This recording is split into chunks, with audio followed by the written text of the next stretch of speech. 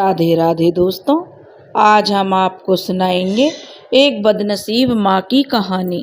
अगर आप हमारे चैनल पर नए हैं तो प्लीज़ हमारे चैनल को सब्सक्राइब करें, वीडियो को लाइक करें और शेयर करें। कहने के लिए तो सुशीला के 3 बच्चे थे, 2 बेटियां और 1 बेटा, मगर इस ढलती उम्र में उसका साथ देने वाला कोई नहीं था। पूरी जिंदगी सुशीला की दुखों में गुजर गई। उसका पति मदन पहले से शादीशुदा था, मगर शादी के कई सालों बाद भी उनके यहाँ कोई बच्चा नहीं हुआ था। तो मदन की जो पहली पत्नी थी शांति, वह उस पर दबाव डालने लगी थी। मदन ने दूसरी शादी करने के लिए मना किया था, लेकिन शांति ने मदन की भावनाओं को कचोटते हुए कहा था कि आप अच्छे से जानते हैं कि मैं कभी माँ नहीं बन सकती। इतनी ज़मीन जायदाद है हमारे पास, वह कौन संभालेगा? क्या ये सब लोगों के लिए ऐसे ही छोड़ देंगे? बुढ़ापे में हमें कौन संभालेगा? शरीक तो पहले ही इस ताक पर बैठे होंगे कि कब यह दिन आएगा जब सब उनके हाथ लगेगा। उसकी बातें सुनकर मदन झुंझला जाता था और वह उठकर ड्यूटी पर जाने के लिए तैयार हो गया। अब यह रोज की बात हो गई। अब शांति हर रोज कोई ना कोई ऐसी बात कह देती कि मदन परेशान हो जाता। कभी कभी तो मदन और शांति में झगड़ा भी हो जाता था, लेकिन शांति बहुत जिद्दी थी। वह तब तक मदन के पीछे पड़ी रही जब तक कि मदन ने हाँ नहीं बोल दी। बस फिर क्या था, जो शांति एक ऐसी लड़की की तलाश में जुट गई जिसकी शादी वह अपने स्टेशन मास्टर पति से करवा सके। काफ़ी दिन बीत गए, मगर कोई भी लड़की उसके दिमाग में नहीं आ रही थी। उसके सूने घर में रौनक जो ला सके, जिससे लोगों के मुंह बंद हो सके। अब रोज एक ही बात सुन सुनकर मदन को भी औलाद की कमी पहले से अधिक खटकने लगी थी। रह रहकर मदन को यही ख्याल सताने लगता कि उसके सभी दोस्तों के घरों में, रिश्तेदारों के घरों में बच्चे हैं, मगर एक यही बदनसीब है जिसका घर आंगन सूना है। शांति का इलाज भी मदन ने बहुत करवाया था, मगर उसकी कोख हरी नहीं हो सकी। डॉक्टरों ने कहा था कि शांति माँ नहीं बन सकती थी। उधर सुशीला, जो कि शांति की रिश्तेदारी में से तो थी ही, साथ ही शांति की सहेली भी थी। उसकी शादी के कुछ समय बाद ही उसके पति की एक सड़क हादसे में मृत्यु हो गई थी और वह अपने मायके में रहती थी।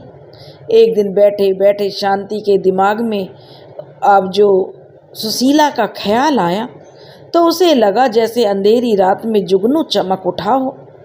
शाम को जब मदन ड्यूटी से घर आया तो शांति ने जल्दी से 2 कप चाय बनाई और खुशी से झूमते हुए 1 कप पति की ओर बढ़ाया और 1 कप अपना लेकर उसके सामने बैठ गई।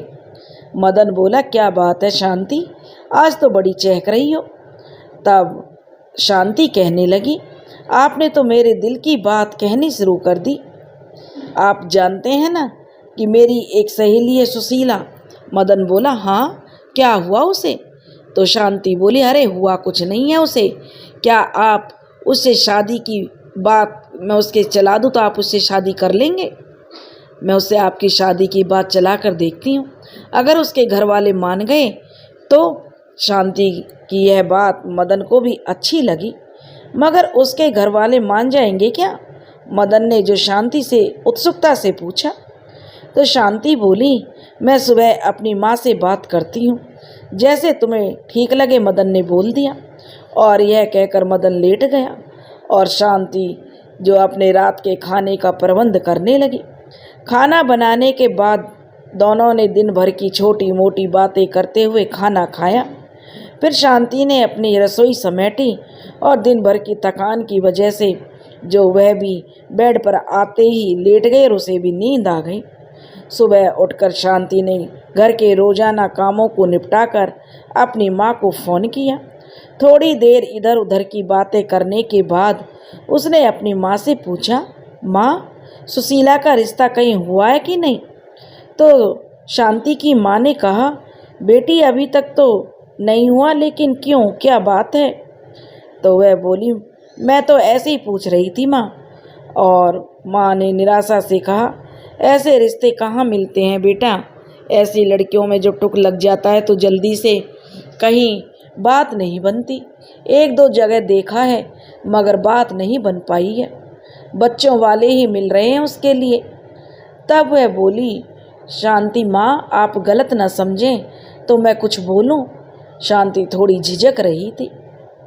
तब उसकी माँ ने बोला, हाँ बोल बिटिया, क्या कहना चाहती हो? शांति बोली, माँ वो अगर आपके दामाद से, उसने जो अपनी बात आधी छोड़ दी। शांति की माँ बोली, ये क्या कह रही हो बेटी तुम्हें पता भी है कि तुम क्या बोल रही हो? बेटा मदन तेरा पति है, तू सोच भी कैसे सकती है ऐसा? तू होश में तो है ना? अब शांति की माँ गुस्से में ही जो अपनी बेटी से बोलने लगी। शांति बोली, हाँ माँ, मैं एक अच्छे से जानती हूँ कि मैं क्या बोल रही हूँ। आप भी अच्छे से जानती हो माँ, मैं कभी माँ नहीं बन सकती, और मैंने इनसे भी बात कर ली है, इन्हें भी अब कोई ऐतराज़ नहीं है। शांति बोलते हुए बुरी तरह से रोने लगी। उसे रोता देखकर शांति की माँ की आंखें भर आईं। वह बोली, ठीक है बिटिया, मैं बात करूँगी, मगर कल को जब उसके बच्चे होंगे तो कहीं ऐसा ना हो तेरे प्रति जो तेरे पति मदन का व्यवहार बदल जाए या तुझे वो घर से निकाल दे। तब शांति बोली, नहीं माँ, ऐसा कुछ नहीं होगा, मुझे अपने पति पर पूरा यकीन है, पर माँ आप बस जो सुशीला के बारे में बात करो। माँ ने कहा कि ठीक है बिटिया। और शांति की माँ ने सुशीला के घर वालों से फ़ोन पर बात करना ठीक नहीं समझा। उन्होंने कहा कि वह उनके घर जाकर बातचीत करेगी। शांति इसके लिए मान गई और शांति ने कहा कि माँ मैं भी तुम्हारे साथ चलूँगी। उसकी माँ बोली, ठीक है, तू भी चलना और मदन से पूछकर आ जाना किसी दिन, फिर चल पड़ेंगे दोनों माँ बेटी। तो जो शांति बोली, ठीक है माँ, अब मैं फ़ोन रखती हूँ। फ़ोन काटकर शांति वहीं पर बैठी आने वाली ज़िंदगी के सपनों में खो गई। अगले ही दिन शांति अपनी माँ के साथ सुशीला के घर पहुँच गई। सुशीला की माँ ने भी जो उनके लिए चाय पानी बनाया, और चाय पानी के बाद सुशीला के जो शांति को लेकर अपने कमरे में चली गई और दोनों सहेलियां बैठकर बातें करने लगी।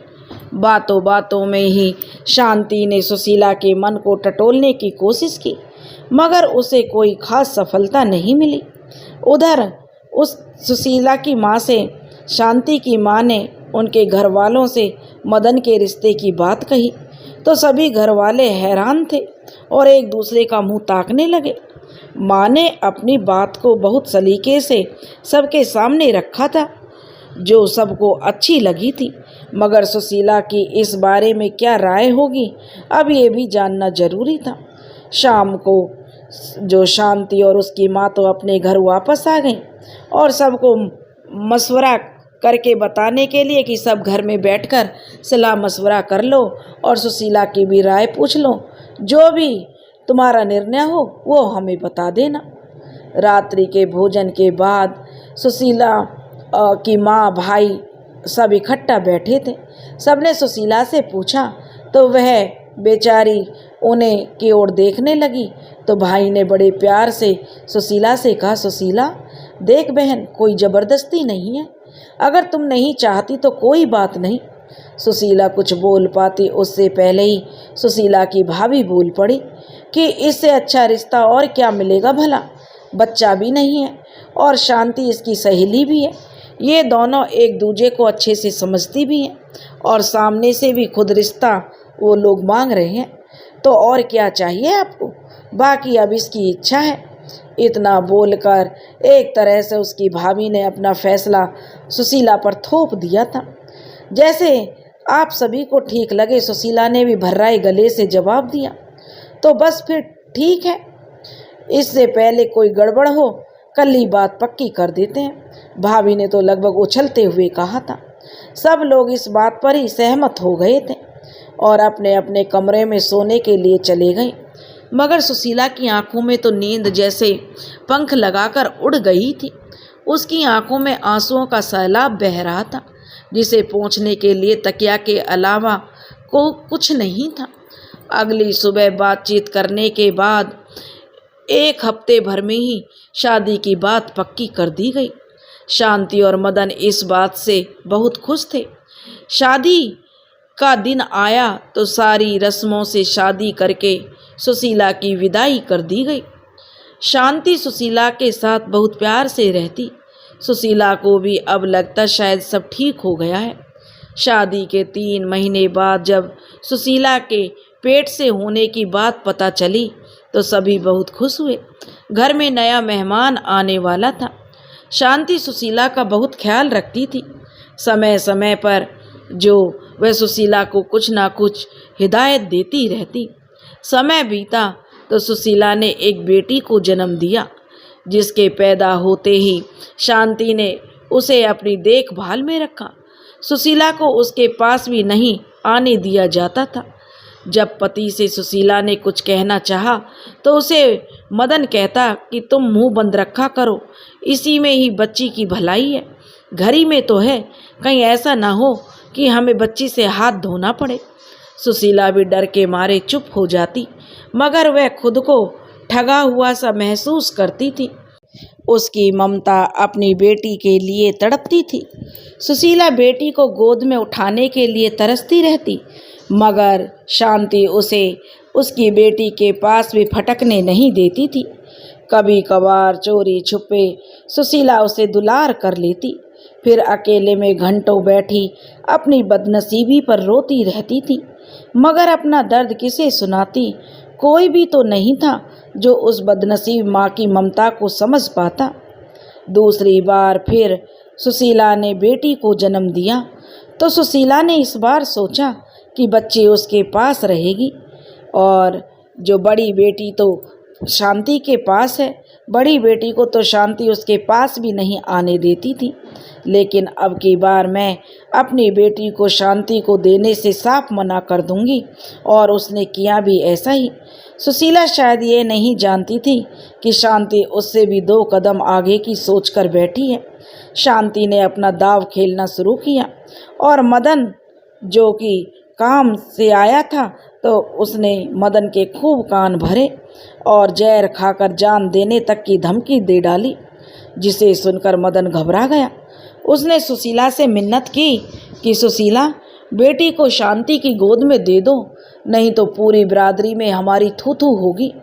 कहीं सच में ही उसने जहर खा लिया तो हम कहीं के नहीं रहेंगे। बच्चियां तो हमारी घर में ही हैं, और फिर तुम तो शांति को जानती हो, वो अपनी जिद पूरी करने के लिए किसी भी हद तक जा सकती है।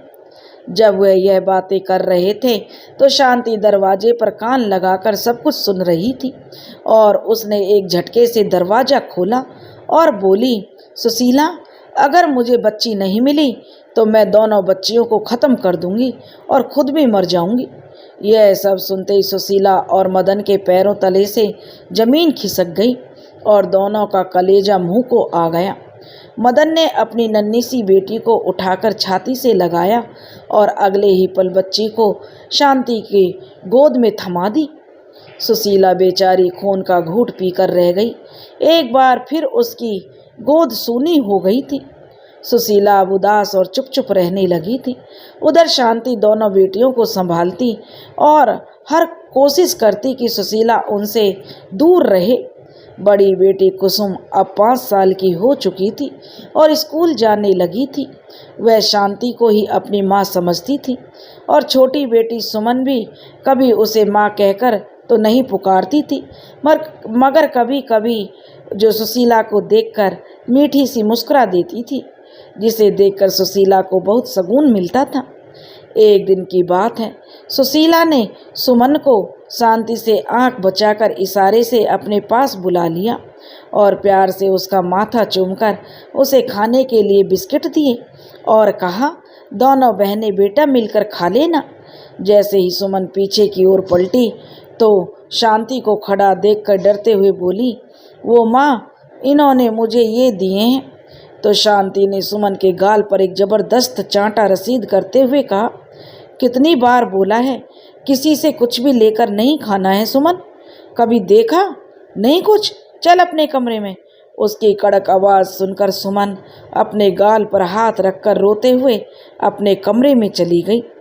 शांति ने सुशीला को भी खूब खरी खोटी सुनाई और बोली, हर रोज कुछ ना कुछ ऐसा हो ही जाता जिसकी वजह से सुशीला को उसकी बातें सुननी पड़ती थी। समय का पहिया धीरे धीरे आगे बढ़ रहा था और सुशीला अब तीसरी बार माँ बनी तो इस बार उसने बेटे को जन्म दिया था। घर में खुशी का माहौल था, मगर सुशीला के पास खुश होने की कोई वजह नहीं थी, क्योंकि वो तो सिर्फ मशीन की तरह जो बरतने के बाद छोड़ दी गई थी। सुशीला का दर्द सुनने वाला भी कोई नहीं था, ना ही उसने कभी किसी को कुछ बताया था। मायके भी वह कभी कभार जाती थी और शांति साथ में उसके जाती थी, और शांति सबके सामने ऐसे पेश आती थी जैसे वो दोनों सगी बहनें हों। सुशीला के घर वाले भी यही समझते थे कि वह अपने घर में बहुत खुश है। समय बीत रहा था और शांति 3 बच्चों की देखरेख का ख्याल खुद रखती थी, तो जाहिर सी बात है कि बच्चों का मोह भी शांति के साथ ही था। अब सुशीला की हालत घर में फालतू पड़ी वस्तु जैसी थी जिसे कोई भी ठोकर मार सकता था। धीरे धीरे शांति को उसका घर में रहना भी खटकने लगा। उसने मदन पर अब दबाव डाला कि सुशीला को गांव के बीचों बीच जो पुश्तैनी मकान है उसमें भेज दिया जाए। मदन ने जब इस बात का विरोध किया, मगर शांति के आगे उसकी एक नहीं चली। आखिर सुशीला को उस घर में जाना ही पड़ा। सुशीला को एक और झटका लगा कि बच्चे अब उसकी आंखों से दूर हो गए। यह सुनकर कि वह दूसरे घर में जा रही है, अब बच्चों को देख भी नहीं पाएगी। वह सारा दिन रोती रही। एक दिन की बात है, सुशीला के भाई को किसी ने सुशीला की इस हालत के बारे में बता दिया था। वह उससे मिलने सुशीला की ससुराल पहुंच गया और अपनी बहन की दशा देखकर वह खून के आंसू पीकर रह गया। उसने सुशीला को अपने साथ चलने के लिए कहा, मगर सुशीला ने जाने से साफ मना कर दिया और कहा, भाई आप जाओ, जो मेरी तकदीर में था वो हो गया, आप मेरी किस्मत तो नहीं बदल सकते। सुशीला के भाई की आंखों में आंसू बह रहे थे, मगर सुशीला तो जैसे पत्थर की मूर्ति बन गई थी। उसने कहा, भैया ये हमारे घर का मामला है, आप इसमें दखल ना दें और आज के बाद भैया आप यहाँ कभी मत आना, अब आप यहाँ से चले जाओ। मगर उसका भाई बोला, सुशीला तुम इन हालातों में यहाँ कैसे और क्या हुआ है? सुशीला जो अपने भाई की बात काटते हुए बोली, क्या हुआ मेरे हालातों को, क्या हुआ मुझे, मैं ठीक हूँ, आप जाओ भैया यहाँ से और कभी यहाँ मत आना, नहीं तो मेरा मरा मुँह देखोगे। सुशीला के भाई ने उसका यह रूप पहले कभी नहीं देखा था। वह अपनी बहन की सब बातें सुनकर वहाँ से चुपचाप अपने घर चला गया, मगर उसे बहुत बुरा लग रहा था। उसने मदन से मिलकर बात करने की सोची। अगले दिन सुशीला का भाई सीधा मदन के दफ्तर पहुँच गया। उन्होंने जब मदन से बात की तो पता चला मदन की हालत चक्की के 2 पाटों के बीच फंसे हुए दाने जैसी है, क्योंकि शांति उसे पूरी तरह से धमकियां देती रहती थी। एक दिन तो उसने हद ही कर दी, मदन को साफ शब्दों में कह दिया था अब वह सुशीला को तलाक दे दे, अब इस घर परिवार को उसकी कोई ज़रूरत नहीं है। इसी बात को लेकर घर में हर रोज कलह होने लगी थी। मदन इस बात के लिए राजी नहीं था। उसने शांति को साफ कह दिया कि जो तुमने कहा मैंने किया, मगर अब और नहीं। शांति का सातिर दिमाग तो चाल चलने में आगे था और बेचारी सीधी सी सुशीला के पास उसके घर तलाक के पेपर शांति ने भिजवा दिए। खुद ही लेकर आधम की और बोली, सुशीला इन पेपरों पर साइन कर दो, जो कुछ थोड़ा बहुत लेना हो वो ले लेना। अब कौन से पेपर साइन करने, सुशीला ने कहा। तो शांति क्यों मेरे पास आई हो तुम? अब सब कुछ तो तुमने मुझसे छीन लिया, अब और क्या चाहिए शांति तुमको? शांति बोली, तलाक मैं अब तुम्हें और बर्दाश्त नहीं कर सकती, इसलिए जल्दी से पेपर साइन करो और मैं यहाँ से फिर जाऊँ। सुशीला ने उसके हाथ से पेन और पेपर पकड़े और साइन करके पेपर उसके हाथ में थमाते हुए कहा, अब जाओ यहाँ से। तुम मुझे क्या दोगी? शांति, तूने तो मेरी सबसे बड़ी दौलत, मेरा परिवार ही भी मुझसे छीन लिया। मुझे तुम्हारी धन दौलत की कोई ज़रूरत नहीं है। सोच कर देख क्या आज तक तुमने। शांति चेहरे पर एक कटु सी मुस्कान लिए बिना कुछ बोले दरवाजे से बाहर आ गई। सुशीला, जो आज तक सब कुछ अपना हार चुकी थी, औंधे मुंह बिस्तर पर गिर पड़ी और उसका दिमाग सुन्न हो चुका था। आंखों में आंसुओं का सैलाब था। शीला बेचारी अपने बिस्तर पर पड़ी पड़ी रो रही थी। शांति तलाक के पेपर साइन कराकर अपने घर जा चुकी थी।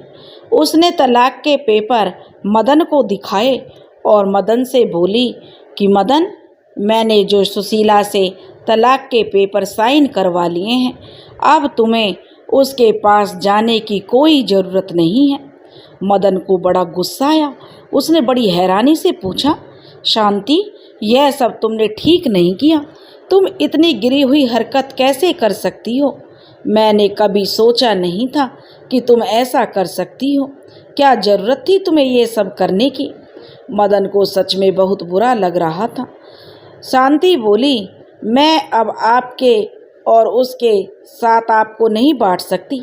मैं और तुम दोनों रहेंगे और आप केवल मेरे हो, बस मुझे ही चाहिए और कुछ नहीं कहना मुझे।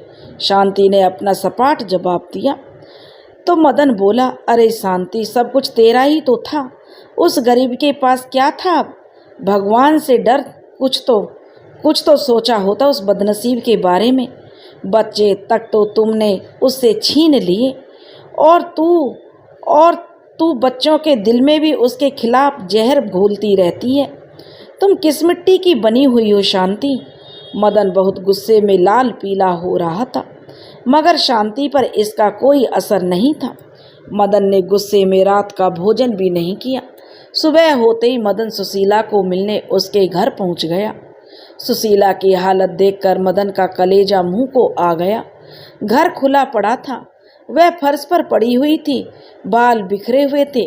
लग रहा था वो रात भर भी नहीं सोई थी। सुशीला, मदन बोला, ये क्या हाल बना रखा है तूने? और ये तूने अपना क्या बना लिया? मदन की आवाज़ सुनते ही सुशीला भागकर मदन से लिपटकर रोने लगी। बोली कि देखिए जी, आज मेरा सब कुछ लुट गया। मेरे बच्चे मुझे लौटा दो।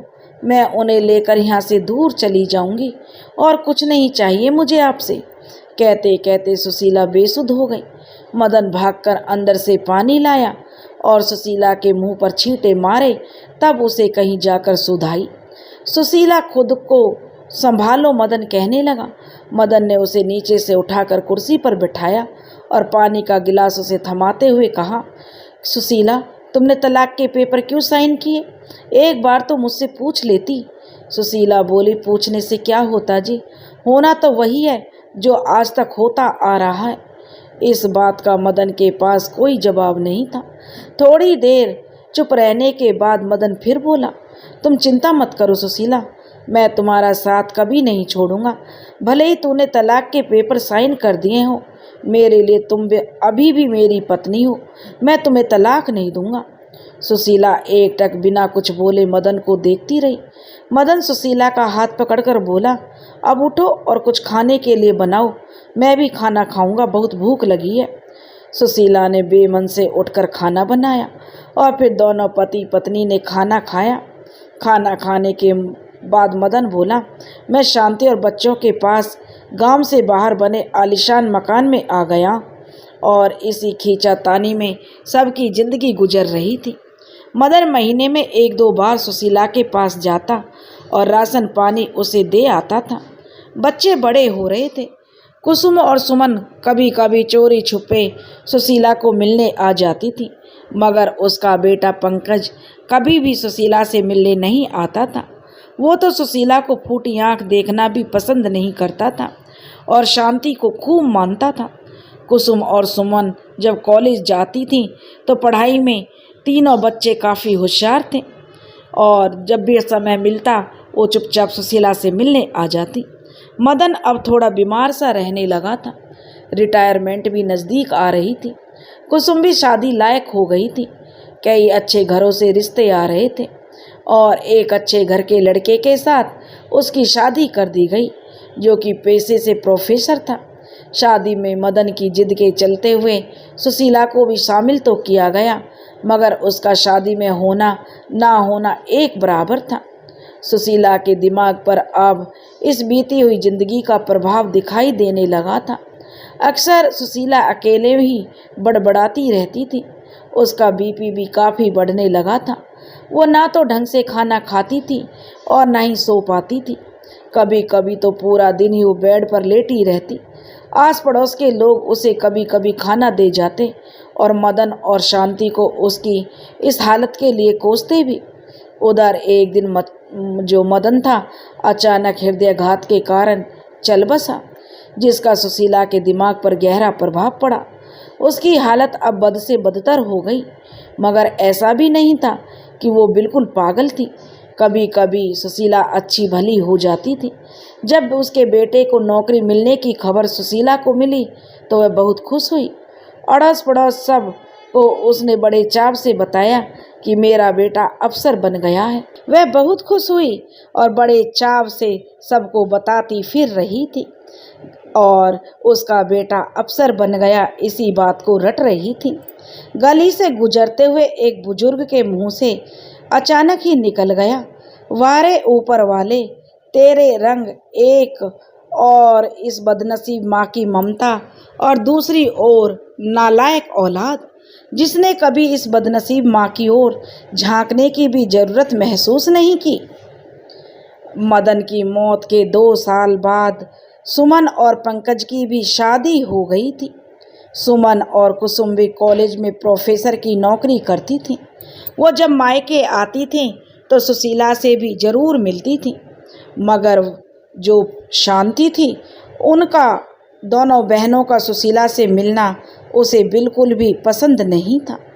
मगर शांति और पंकज से चोरी छिपे दामाद भी सुशीला से मिलने आते, मगर इस बात की भनक जो शांति और पंकज को ना जाने कहाँ से लग गई।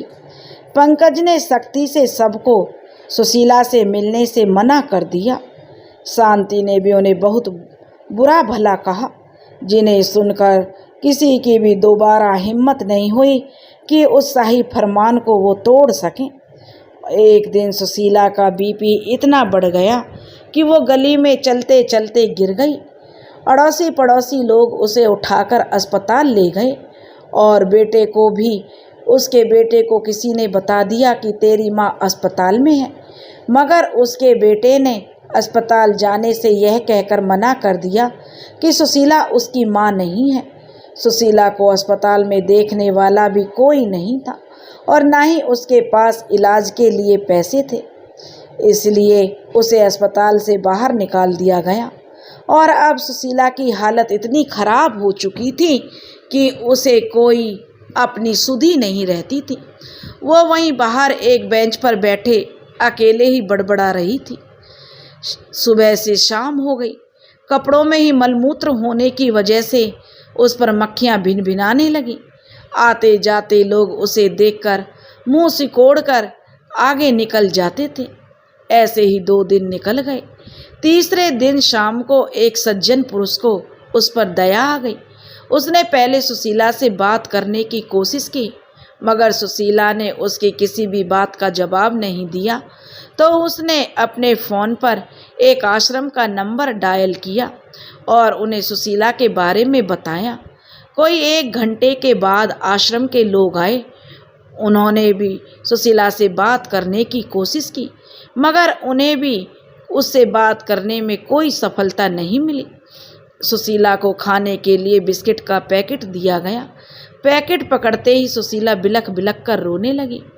तब उससे पूछा जो टीम का एक मेंबर था, क्या हुआ माँ जी, आप क्यों रो रही हो? तो उसका नाम गुरप्रीत था। वह आश्रम की टीम का मेंबर था।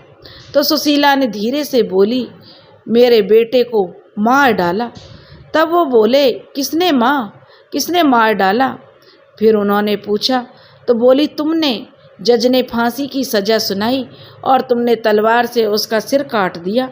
ये देख मेरे बेटे का धड़ और वो देख उसका सिर, कैसे तड़प रहा है मेरा बेटा। तू खूनी है, सत्यानाश हो तेरा। वो रोते हुए निरंतर गालियाँ दे रही थी।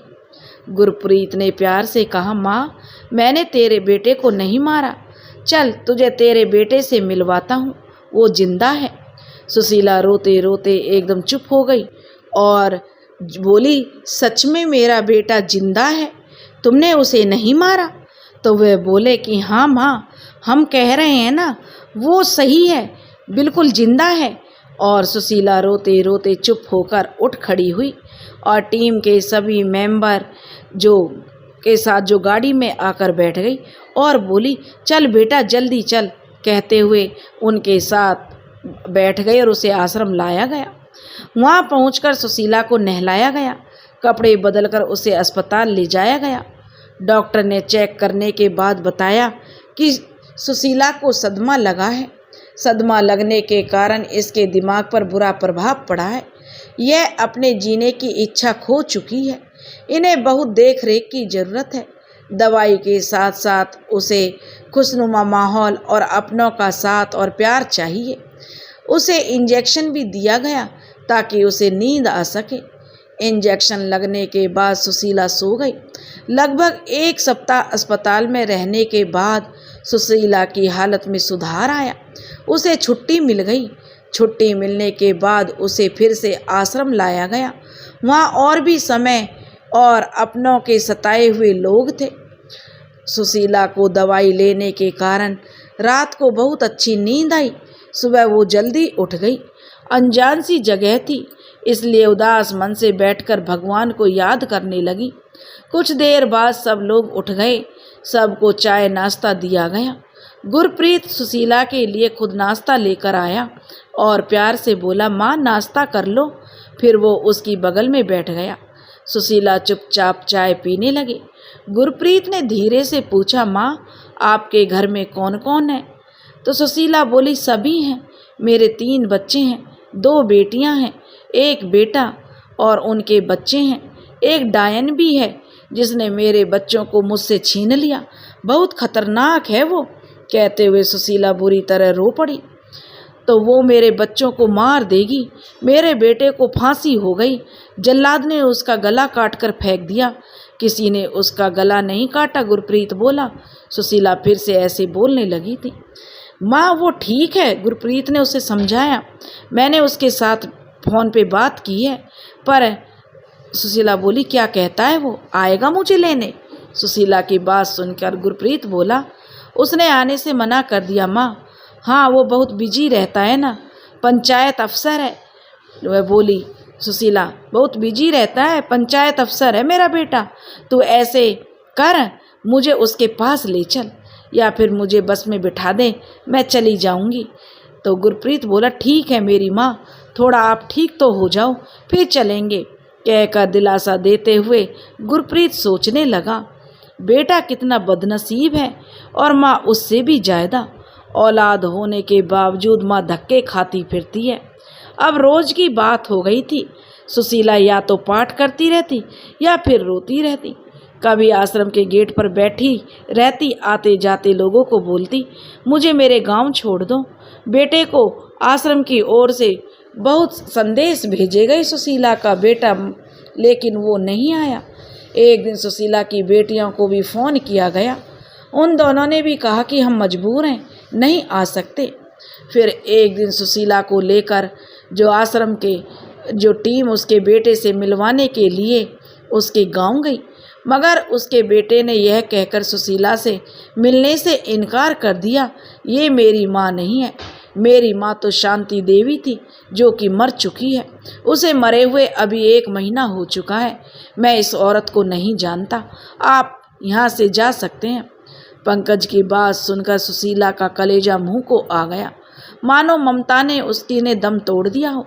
गुरप्रीत ने पंकज को समझाना चाहा और कहा, आपके पिता ने इनसे शादी की थी, मगर पंकज के पत्थर दिल पर कोई प्रभाव नहीं पड़ा। वह कहने लगा कि वो तलाक हो चुका है, हमारे पास सबूत है। अगर इसे थोड़ा सा भी लगाव होता तो ये हमारे पिता को तलाक नहीं देती, हमें खुद पालती, मगर इसने अपनी जिम्मेदारियों से मुंह फेर लिया। जिसने हमें पाला पोसा, एक माँ होने की जिम्मेदारी निभाई, वही मेरी माँ है। आप लोग यहाँ से चले जाओ, यह औरत किसी की माँ नहीं हो सकती। उधर उनकी यह बातें सुनकर सुशीला के कान फटने लगे। कितना जहर घोल दिया था शांति ने उनके दिल में सुशीला के खिलाफ। गली में काफ़ी लोग इकट्ठा हो चुके थे। गुरप्रीत ने उनसे बात करनी चाही, मगर कोई भी बोलने को तैयार ना हुआ। इतने में सुशीला ने गुरप्रीत का बाजू पकड़ा और बोली, चलो बेटा। वो ऐसा से सुशीला और बाकी टीम के साथ गली से गुजर रही थी। तभी एक बुजुर्ग ने कहा, बेटा यह बहुत भली है, इसका ख्याल रखना।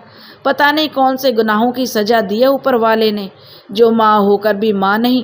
कहते हुए उस बुजुर्ग का गला भराया। गुरप्रीत ने बगैर कुछ बोले हाथ जोड़े और सुशीला को गाड़ी में बैठाकर वापस ले गए। अब सुशीला गुमसुम सी बैठी रहती, किसी से कोई शिकायत नहीं थी। पाठ करती या फिर बैठे बैठे रोती रहती। ज़्यादा रोने से आंखें भी खराब होने लगी थी। अब वो गुरप्रीत को बद्दुआएं नहीं देती थी। जब भी वह उससे बात करता तो आराम से जवाब देती। एक दिन अचानक सुशीला को दौरा पड़ा, उसे अस्पताल ले जाया गया। वहाँ डॉक्टरों ने बताया कि दिमाग पर काफ़ी तनाव होने की वजह से यह सब हुआ है। कभी भी कुछ भी हो सकता है। इन्हें इस समय अपनों की ज़रूरत है। कुछ दिन बाद सुशीला को अस्पताल से छुट्टी मिल गई। अगले दिन जब गुरप्रीत सुशीला को दवाई देने लगा तो सुशीला बोली, बेटा तुमसे एक बात करनी थी, तुमसे कहो तो कहूँ। तो गुरप्रीत बोला, माँ क्या कहना, कहो ना। तो सुशीला बोली, बेटा मेरी इच्छा है मेरा अंतिम संस्कार मेरे ससुराल में हो, तुम यह आखिरी उपकार मुझ पर कर देना। गुरप्रीत बोला, माँ आप ठीक हो जाओ, ऐसी बातें मत करो। तो सुशीला बोली, नहीं बेटा, बता मेरी इच्छा पूरी करेगा ना। कहते हुए वह छोटे बच्चे की तरह फबक फबक कर रो पड़ी। बहुत मुश्किल से गुरप्रीत ने उसे चुप कराया। कुछ दिन ठीक रहने के बाद सुशीला को फिर से दौरा पड़ा। उसके शरीर को लकवा हो गया। उसे अस्पताल ले जाया गया, मगर डॉक्टरों ने उसे मृत घोषित कर दिया। अब गुरप्रीत को सुशीला की अंतिम इच्छा का ख्याल आया। उसने गांव के मुखिया जी से फ़ोन पर बात की और सुशीला की मौत की खबर के साथ ही उसकी अंतिम इच्छा के बारे में बताया। तो मुखिया जी ने कहा, आप लोग लाश ले आओ। गांव के धार्मिक स्थल से गांव को सुशीला की मौत और संस्कार के बारे में सूचित किया गया है। गुरप्रीत और आश्रम के कुछ लोग सुशीला की लाश लेकर शमशान घाट पर गए। पूरी रीति रिवाज से सुशीला का संस्कार किया गया। गुरप्रीत ने चिता को मुखाग्नि दी। चिता की आग की लपटें आसमान से की तरफ ऐसे उठ रही थी मानो आखिरी समय सुशीला बेटे को देखना चाहती हो। गांव के जितने भी लोग शमशान घाट में आए, सबकी जुबान पर एक ही बात थी, बहुत ही सब्र वाली थी बेचारी। औलाद को जिंदा रखने के लिए बदनसीब ने अपनी ममता का बलिदान दे दिया। चिता की अग्नि शांत हो चुकी थी। आज एक माँ की मृत्यु नहीं हुई थी, आज एक स्वार्थहीन ममता ने भी दम तोड़ दिया था। दोस्तों, अगर आपको हमारी कहानी पसंद आई हो तो प्लीज़ हमारे चैनल को सब्सक्राइब करें, वीडियो को लाइक करें और शेयर करें। राधे राधे।